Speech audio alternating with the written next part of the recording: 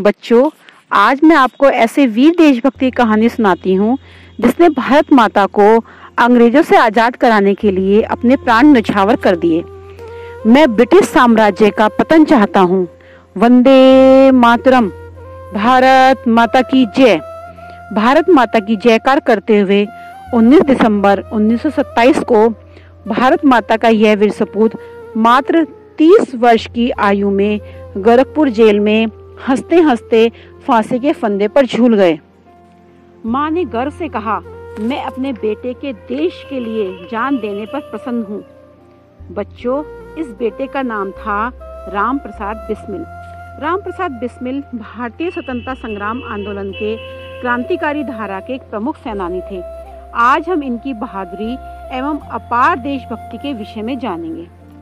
राम प्रसाद बिस्मिल का जन्म 11 जून 1897 को शाहजहाँपुर में हुआ। बचपन में ये बहुत नटखट स्वभाव के थे।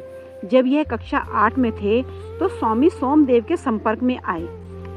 तभी से व्यायाम एवं अध्ययन में रुचि लेने लगे।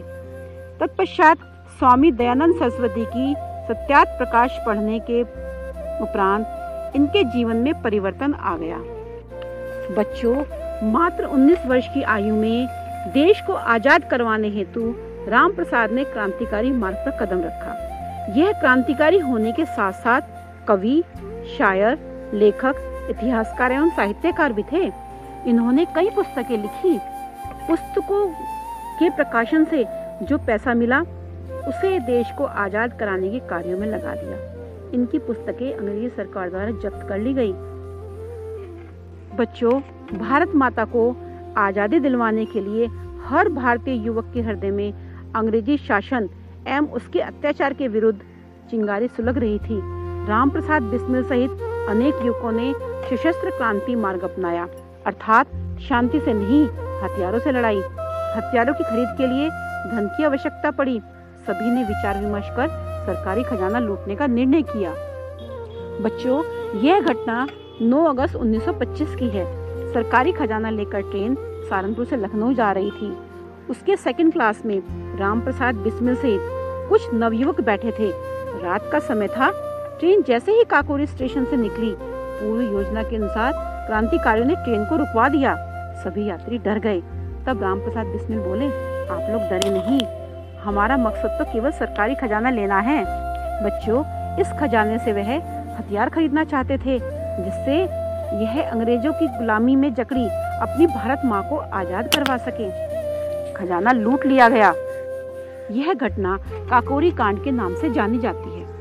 बच्चों, इस घटना से अंग्रेजी सरकार में खलबली मच गई। क्रांतिकारियों की धरपकड़ शुरू हो गई। राम प्रसाद बिस्मिल सहित 22 क्रांतिकारियों को गिरफ्तार कर जेल में डाल दिया गया। मुकदमा लगभग 2 साल चला। उन्हें फांसी की सजा सुना दी गई। राम प्रसाद के माता पिता उनसे मिलने जेल में गए। माँ को देखकर बिस्मिल की आंखों में आंसू आ गए। उनकी आंखों में आंसू देखकर माँ ने कहा, यह क्या तुम्हारा इनकलाब खत्म हो गया? मेरे बेटे से अंग्रेजी सरकार कांपती थी, इसलिए मैं गर्व से सिर उठाकर चलती थी, पर फांसी की सजा सुनकर तुम बच्चों की तरह रो रहे हो।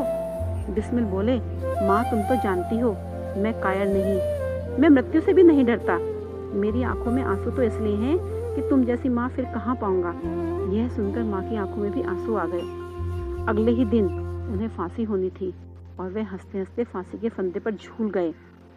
अंत समय तक भारत माता की जयकार करते रहे। बच्चों, ऐसे ही बहुत से वीर क्रांतिकारियों के बलिदान के कारण ही हम आजाद भारत में सांस ले रहे हैं। ऐसे वीर सपूतों पर हम भारतीयों को गर्व है। सब बच्चे मेरे साथ बोलेंगे, भारत माता की जय। धन्यवाद।